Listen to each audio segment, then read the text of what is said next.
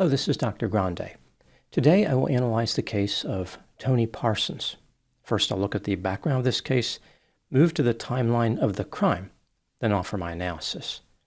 Tony Parsons was born in the 1950s and lived in Tillicoultry, Scotland. This is about 36 miles northeast of Glasgow. Tony was married to a woman named Margaret and had two children, Michael and Victoria. He was a former Navy officer. He spent his career on submarines. In 2017, after being successfully treated for prostate cancer, Tony had a desire to give something back to society. To raise money for charity, he planned on riding his bicycle from Fort William to his home in Tillicoultry. This trip is 104 miles and was supposed to take Tony 2 days. Now moving to the timeline of the crime.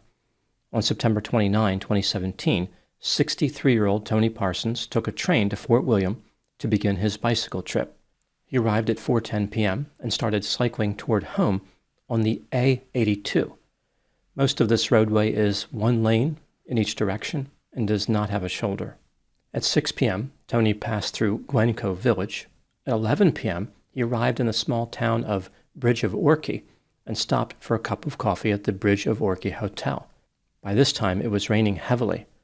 The owner of the hotel encouraged Tony to book a room, but Tony wanted to continue his trip. After finishing his coffee, Tony continued cycling south along A82 in the dark and rainy conditions. At 11:30 p.m., he was spotted by a truck driver just south of the hotel. This is the last time Tony would ever be seen. On October 2, 2017, 3 days after his journey started, Tony Parsons was reported missing to the police. They executed a massive search for Tony, but there was no sign of him. They didn't find his bicycle, any of his property, or any indication that he had been struck by a motor vehicle. The authorities were puzzled. How did Tony simply disappear off the face of the earth? Where did he go? Did he take his bicycle with him? Was he the victim of foul play? Or did he just want to start a new life? His disappearance did not make any sense. The police had no leads. They had no idea what happened to Tony Parsons. In August 2018, the police received a mysterious letter instructing them to pay attention to Alexander and Robert McKellar. These twin brothers were self-employed farm workers at the Auch estate. They lived there with their parents. This 28,000-acre Highland estate is 3 miles from the Bridge of Orchy Hotel, where Tony had stopped for coffee. On the night that Tony disappeared, Alexander and Robert were at this hotel. They were there at the same time as Tony. In January 2019, the police approached the brothers at the Auch estate, but the men refused to talk to them and told them to leave. That was the end of the investigation. There was nothing else the police could do. This changed in November 2020, when a woman named Caroline Moorhead contacted the police. She had something very interesting to say about Alexander McKellar. Here's the story that she supplied to investigators. Caroline met Alexander on Tinder. She was newly single and claimed that her prior romantic relationship involved mistreatment. She said meeting Alexander was like an escape. The couple had a whirlwind romance. A few weeks into the relationship, Alexander said he wanted to marry Caroline. On one occasion, when Caroline and Alexander were in a car, the police drove past them. Caroline noticed that her boyfriend appeared to be tense. She asked him what was going on. What was he not telling her? She said, "If we are going to be together and be a team, you need to tell me what's wrong." Alexander had a strong reaction to this. He started panicking, wailing, and gasping. He demanded that Caroline hand over her cell phone. When she did, he turned it off and put it in the glove compartment. He then yelled at her to get out of the blanking car. At this point, Alexander said, "It was a tragic accident." Caroline asked him, "What was an accident?" Alexander responded, quote, "It was 3 years ago. We killed a man," unquote. He went on to explain how he had fatally struck a man on a bicycle while he was intoxicated. His brother was in the passenger seat of the vehicle when this happened. The men left the scene, returned in a different vehicle, retrieved the man's body, and disposed of it. Under the guise of moving on, Caroline asked Alexander to show her the location of the grave, which he did. In order to mark this location so the police could find it later, Caroline left a can of Red Bull on the grave. Alexander, a man who just admitted to killing someone, accused Caroline of littering. He was okay with homicide, but littering, well, that was just taking things too far. On December 20, 2020, Alexander and Robert were arrested. They denied any involvement in Tony's death. On January 12, 2021, the police recovered Tony's body on the Autsch estate. It was close to a remote farm in an area that had been used to dispose of dead animals. His body was covered in bleach. In July 2023, Alexander McKellar pleaded guilty to culpable homicide and attempting to defeat the ends of justice. Culpable homicide is the equivalent of manslaughter, and attempting to defeat the ends of justice is like obstruction of justice. Alexander had been charged with murder, so this was a favorable plea deal for him. Robert McKellar pleaded guilty to attempting to defeat the ends of justice. Now, with these guilty pleas, the mystery had been solved. Here is what happened to Tony Parsons on September 29, 2017. Alexander and Robert McKellar were at the Bridge of Orchy Hotel with a hunting party. They left the hotel in an Isuzu D-Max pickup truck and drove south on the A82 toward the Autsch estate. Alexander was speeding and intoxicated. Robert was in the passenger seat. Somewhere between the Bridge of Orchy and Tindrum, Alexander claimed that he was distracted by headlights, which led to him slamming into Tony Parsons. The impact caused Tony to be knocked off his bicycle. He had fractures to his spine, pelvis, and ribs. Alexander exited his pickup truck and saw that Tony was still alive, but he did not contact emergency services. His brother Robert did not either. Instead, the men made their way to the Autsch estate.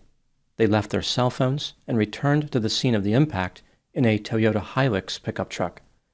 They transported Tony's body back to the Autsch estate and buried it under a tarp in a wooded area. The next day, they moved his body to a more secluded area, dug a grave with an excavator, and buried it. To further conceal the crime, the brothers destroyed Tony's cell phone and SIM card. They set fire to his helmet, backpack, and wallet, and placed his bicycle behind a waterfall.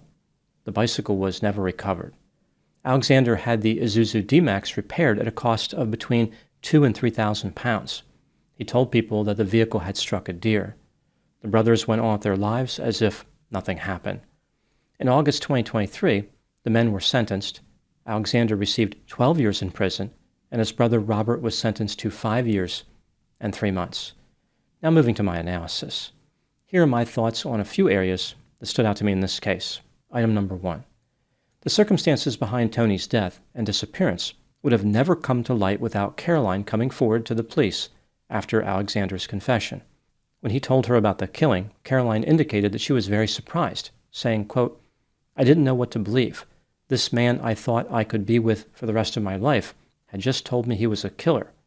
I didn't know what to do," unquote. Initially, Caroline continued her relationship with Alexander. She said, quote, "We went to bed and he cuddled in next to me and fell asleep. I was wide awake on the phone trying to Google anything about a missing cyclist to see if this could be true. And then I saw the appeals about Tony Parsons. I was really terrified. I was on a private estate with a man who had just admitted killing someone, and I was scared to leave. His family had an excess of guns and shooting and hunting paraphernalia all over the house," unquote. When Caroline contacted the police, she stated that they pressured her to conduct surveillance on Alexander and his brother Robert. She said, quote, "From the word go, the police were saying if I didn't cooperate with them, I would end up in trouble myself. I put so much trust in them, and they promised anonymity and support. Yet the minute you give them what they want, you're hung out to dry. They suggested from the start that I could also end up in trouble with assisting a criminal, wasting police time, aiding and abetting," unquote. Caroline indicated that this experience was detrimental to her mental health and left her unable to work. She filed a complaint against the police. Item number 2, Alexander had a history of drunk driving and careless driving. His defense attorney claimed that Alexander left Tony to die out of fear and panic, and he suffered mental health issues as a result of his actions. The attorney also claimed that Alexander was not upset with Caroline and believes that she made the right decision by turning him in to the authorities. Alexander blames nobody but himself.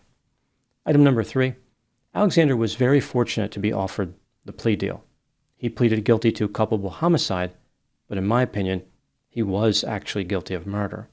If he had immediately called the authorities after hitting Tony, He could have made an argument for manslaughter, but Alexander did more than that. He saw that Tony was alive and left him there to die. A pathologist indicated that Tony probably would have died within 30 minutes no matter what, which could be used to argue in favor of Alexander's plea to a lesser charge. Like Tony was dead one way or the other, so what Alexander did or failed to do had no bearing on the outcome. This is an interesting argument, but Alexander should have called for help no matter what. It wasn't his decision to make. This takes me to item number 4. What do I think happened in this case? This is just a theory, my opinion. Alexander was self-centered, cold, callous, impulsive, irresponsible, sadistic, and had a sense of entitlement. He was driving drunk when he slammed into Tony Parsons. He did not expect Tony to be there. It is unusual for someone to ride a bicycle at night in the heavy rain on a road with no shoulder. Even so, it was Alexander's responsibility to drive safely. Tony had the right to cycle on this road at this time. After the collision, Alexander knew that he should have called for help, but he was only interested in avoiding the consequences of his behavior. He did not care about Tony at all.